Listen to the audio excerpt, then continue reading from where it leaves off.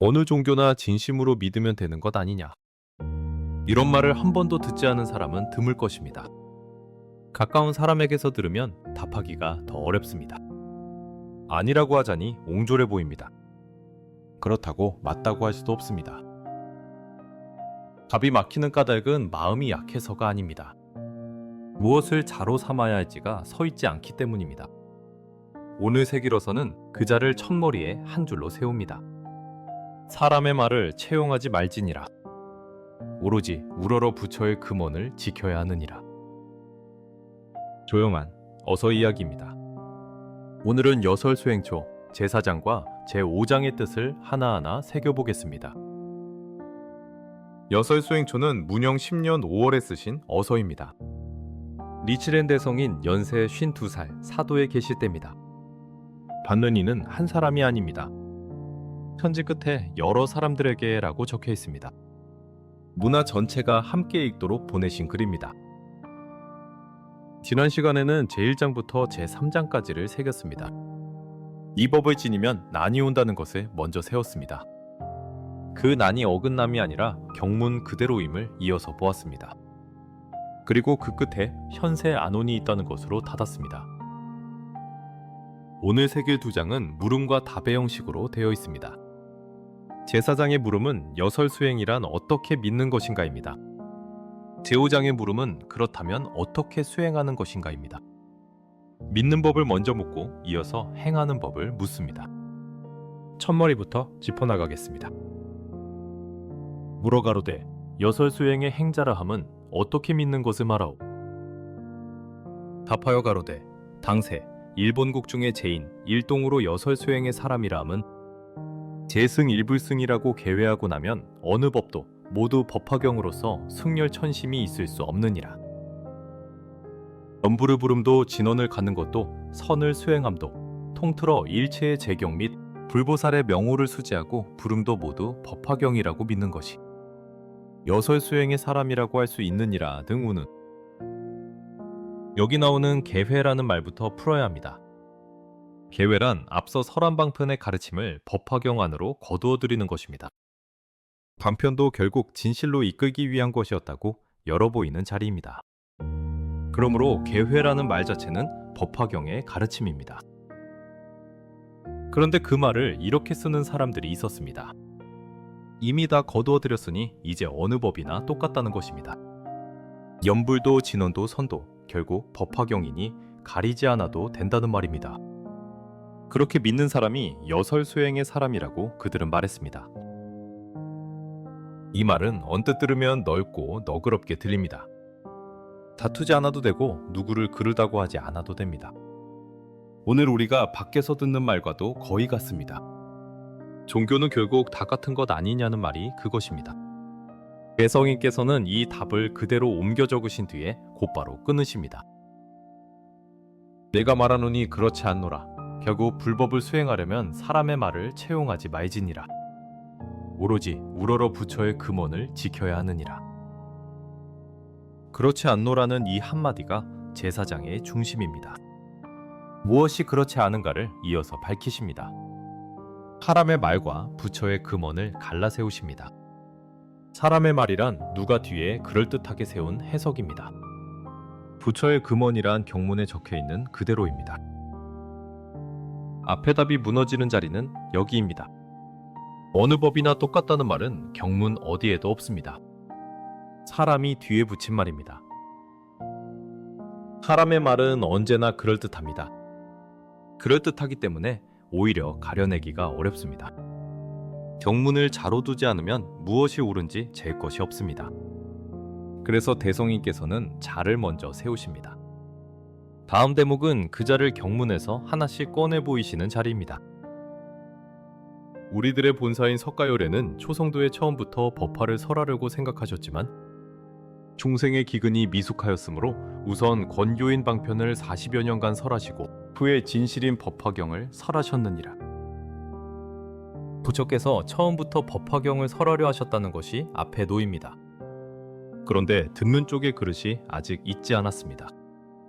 그래서 40여 년 동안 방편을 먼저 설하셨습니다. 단편은 버리기 위해 설한 것이 아니라 이끌기 위해 설한 것입니다. 다만 이끄는 길과 다다른 자리는 같지 않습니다. 이 구분이 오늘 두 장을 지탱하는 뼈대입니다. 이 경의 서분인 무량의 경에서 권실의 경계를 명시하여 방편진실을 구분하였으니 소위 이방편력 40여 년 미현진실 이것이니라. 미현진실은 아직 진실을 나타내지 않았다는 뜻입니다. 부처께서 스스로 40여 년을 그렇게 매듭 지으셨습니다. 남이 매긴 등급이 아니라 부처의 말씀입니다. 앞서 말한 부처의 금원이 바로 이런 자리를 이룹니다. 대점엄 등의 8만의 대사는 식권, 객권, 패권 등의 유래를 터득 분별하여 영해에서 말하기를 법화경 이전의 역겁수행 등의 제경은 종부득성, 무상볼이라고 단언하셨느니라. 식권은 진실을 위하여 방편을 베푸는 것입니다. 객권은 그 방편을 열어 진실을 드러내는 것입니다. 패권은 방편을 거두고 진실을 세우는 것입니다. 이 셋은 차례이지 나란한 셋이 아닙니다. 앞서 나온 계회라는 말도 이 차례 안에 있습니다. 열어 보이는 데서 그치고 거두는 데까지 가지 않으면 뜻이 어그러집니다. 종부득성 무상보리는 끝내 위없는 깨달음을 이루지 못한다는 뜻입니다. 방편을 오래 들은 이들이 스스로 그렇게 말씀드린 대목입니다. 그리고 난 후에 정종인 법화에 이르러 세존 법구 후 요당 설진실이라 설하신 것을 시초로 하여 무의업 무삼, 재불방 편설, 정직 사방편, 내집을 수여경 일계라 금계하셨느니라. 세종법구 후 요당 설진실은 오랜 뒤에 반드시 진실을 설하리라는 뜻입니다. 무의영 무삼은 둘도 없고 셋도 없다는 뜻입니다. 정직 사방편은 정직하게 방편을 버리라는 뜻입니다. 불수여경에게는 다른 경의 한 개송도 받지 않는다는 뜻입니다. 이 네 구절은 모두 부처께서 스스로 말씀하신 것입니다. 하람이 뒤에 붙인 우열이 아닙니다. 이로부터 이유는 유유일불승의 몇 번만이 일체 중생을 성불케 하는 대법이며 법화경 이외의 제경은 일분의 득익도 있을 수 없는데 말법인 지금의 학자는 어느 것이나 열애의 설교이므로 모두 득도하리라고 생각하여 혹은 진원, 혹은 연불, 혹은 선종, 삼론, 법상, 구사, 성실, 율 등의 제종, 제경을 멋대로 믿고 있느니라. 어느 것이나 열애의 설교이므로 모두 득도하리라는 이 한 줄을 보십시오. 이것이 그 시대 학자들의 생각이었습니다. 부처의 말씀이니 다 옳다는 것입니다. 그러나 그 부처께서 스스로 방편과 진실을 갈라두셨습니다. 그 구분을 지우면 부처를 높이는 듯하면서 부처의 말씀을 어기게 됩니다. 멋대로라는 말이 무겁게 놓인 까닭이 여기 있습니다. 그와 같은 사람을 약인불신, 회방차경, 즉 단일체 세간불종, 내지기 인명종, 이바 비옥이라고 정하셨느니라. 약인불신, 회방차경은 만약 사람이 믿지 않고 이 경을 헐뜯으면이라는 뜻입니다. 즉단 일체세간 불종은 곧 온 세간의 부처 씨앗을 끊는다는 뜻입니다. 이바비옥은 아비지옥에 들어간다는 뜻입니다. 무섭게 하려고 놓으신 말씀이 아닙니다. 부처께서 미리 정해두신 결과를 그대로 옮기신 것입니다. 이러한 규정의 명경을 근본으로 해서 1분도 어기지 않고 유유일승법이라고 믿는 것을 여설수행의 사람이라고 부처는 정하셨느니라. 원경은 밝은 거울입니다. 부처께서 정해두신 경문이 그 거울입니다. 그 거울에 비추어 한 푼도 어긋나지 않게 믿는 것입니다. 제사장이 세운 것은 여설수행의 여설입니다. 설하신 그대로라는 말의 그대로가 무엇인가를 정하셨습니다. 이어지는 제5장은 나머지 한마디를 묻습니다. 곧 수행입니다. 제5장의 물음은 앞의 물음보다 한결 날카롭습니다. 신라나여 말하되 그와 같이 방편권교인 제경제부를 믿는 것을 법화경이라고 말하면 잘못이지만 오직 일경에 하나여 경문과 여희오종의 수행을 멸려하며 안락행품과 여희 수행함은 여설 수행의 자라고 말할 수 없겠소. 어떠하오? 이 물음을 던지는 쪽은 앞의 답이 틀렸다는 것을 먼저 인정합니다. 그러면서 한 걸음 물러선 자리를 다시 세웁니다. 법화경 한 경만 붙들겠다는 것입니다. 5종의 수행이란 법사품에 설한 5가지 행입니다. 받아지니고 읽고 외우고 남에게 풀어주고 베껴 쓰는 것입니다. 안락행품은 몸과 입과 뜻과 서원의 4가지 안락행을 설한 품입니다. 남의 허물을 들추지 말라는 가르침이 그 안에 있습니다. 그러니 이렇게 묻는 것입니다. 법화경만 붙들고 조용히 닦으면 되지 않겠느냐? 이 물음이 날카로운 까닭은 이것입니다. 앞의 답과 달리 경문 안에서 나온 물음이기 때문입니다. 나파여 가로되 대저 불법을 수행하는 자는 섭절이문을 알아야 하느니라. 일체의 경로는 이 이문을 벗어나지 않느니라. 섭절이문은 섭수와 절복 두 문입니다. 섭수는 상대의 그릇됨을 곧바로 꾸짖지 않고 감싸 이끄는 것입니다. 절복은 그릇된 것을 꺾어 바른 대로 돌리는 것입니다. 둘 다 경문에 있습니다. 안락행품에 섭수가 있고 권지품과 불견품에 절복이 있습니다. 그러므로 물음을 던진 쪽이 든 안락행품도 경문이 맞습니다. 그런데 대성인께서는 옳고 그름으로 답하지 않으십니다. 때로 답하십니다. 그러므로 나라 안의 여러 학자들은 불법을 대강은 배웠다고 할지라도 시각상응한 도를 모른다. 시각상응은 때에 들어맞는다는 뜻입니다. 대강은 배웠다는 말이 아프게도입니다. 몰라서 어긋난 것이 아니라 알면서 때를 놓친 것입니다. 이제 그 때를 비유로 보이십니다. 사절, 사계도 갖가지로 변하느니라. 여름에는 덥고 겨울에는 차고 봄엔 꽃이 피고 가을엔 열매를 맺으니 봄에 종자를 심어서 가을에 열매를 거두어 들여야 하느니라. 가을에 종자를 심어 봄에 열매를 거둬들이려 하면 어찌 취득할 수 있겠느냐. 씨를 뿌리는 일 자체는 언제나 옳은 일입니다. 가을에 뿌린다고 게으른 것도 아닙니다. 오히려 부지런합니다. 그런데 거둘 것이 없습니다. 때가 어긋났기 때문입니다. 옳으냐 그르냐가 아니라 지금이냐 아니냐를 묻는 자리입니다. 극한의 때는 두터운 옷이 소용이 있으나 극렬의 여름에는 무슨 소용이 있겠는가? 양품은 여름에는 소용이 있으나 겨울에는 무엇하리요? 두터운 옷도 서늘한 바람도 그 자체로는 좋은 것입니다. 다만 때를 벗어나면 도리어 몸을 상하게 합니다. 좋은 것이 해가 되는 자리가 이렇게 생깁니다. 이 비유를 그대로 불법으로 옮기십니다. 불법도 또한 이와 같으니 소승이 유포에서 득익이 있을 때도 있고 권대승이 유포에서 득익이 있을 때도 있으며 실교가 유포에서 불과를 얻을 때도 있느니라. 그런데 정상이 천년은 소승 권대승이 유포하는 때이고 말법의 처음의 500년에는 순원, 일실의 법화경만이 광선 유포하는 때이니라. 소승에도 득익이 있던 때가 있었습니다. 권대승에도 득익이 있던 때가 있었습니다.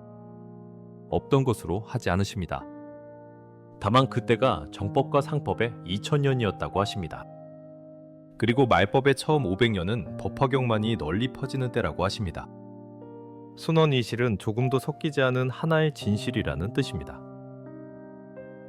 이때는 투쟁경고, 백법은 모래때라고 정해져서 권실잡란의 때로다. 투쟁경고는 다툼이 굳어진다는 뜻입니다. 권실잡란은 방편과 진실이 뒤섞여 어지럽다는 뜻입니다. 지난 편 제1장에도 이 말이 나왔습니다. 그때는 사람이 처한 형편을 이르는 자리였습니다. 여기서는 수행의 방법을 정하는 근거로 놓입니다. 적이 있을 때는 도장궁전을 가져야 하며 적이 없을 때는 궁전병장이 무슨 소용이 있겠느냐. 지금의 때는 권교 즉실교의 적으로 되느니라. 도장궁전은 칼과 몽둥이와 활과 화살입니다. 적이 없으면 무기는 짐일 뿐입니다. 그러니 무기를 드는 까닭은 사나워서가 아닙니다. 앞에 적이 서 있기 때문입니다. 권교즉실교의 적이라는 말은 무겁습니다. 단편의 가르침이 그 자체로 악해졌다는 말이 아닙니다. 진실이 드러난 때에 나란히 서면 진실을 가리게 된다는 것입니다. 불이 켜진 방에 남은 촛불은 밝음을 더하지 못하고 눈만 흐리게 합니다. 의승유포의 때는 권교가 있어서 적으로 되어 혼동하기 쉬우면 실교에서 이를 책할지어다. 이를 섭절인문 중에서는 법화경의 절복이라고 하느니라. 선태가로대의 법화절복, 팍권문이라고 참으로 까닭이 있도다. 팝건물리는 방편의 문의 이치를 깨트린다는 뜻입니다. 깨트린다는 말이 향하는 곳을 잘 보아야 합니다. 사람이 아니라 법입니다. 법의 얕고 깊음을 가리는 일과 사람을 업신여기는 일은 다릅니다.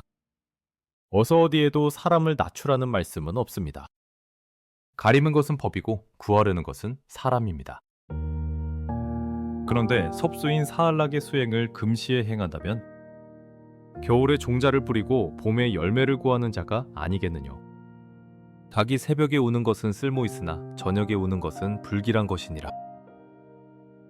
닭은 우는 짐승입니다. 우는 것이 닭의 일입니다. 그런데 저녁에 울면 그 울음이 불길한 일이 됩니다. 하던 대로 했는데 때가 어긋나서 뜻이 뒤집힌 것입니다. 마지막 대목으로 넘어가겠습니다. 본실 장난할 때에 법화경의 적을 책하지 않고 살림에 틀어박혀 섭수를 수행하는, 어찌 법화경 수행의 때를 잃은 괴이한 일이 아니겠느뇨. 살림에 틀어박힌다는 말도 게으름을 이르는 말이 아닙니다.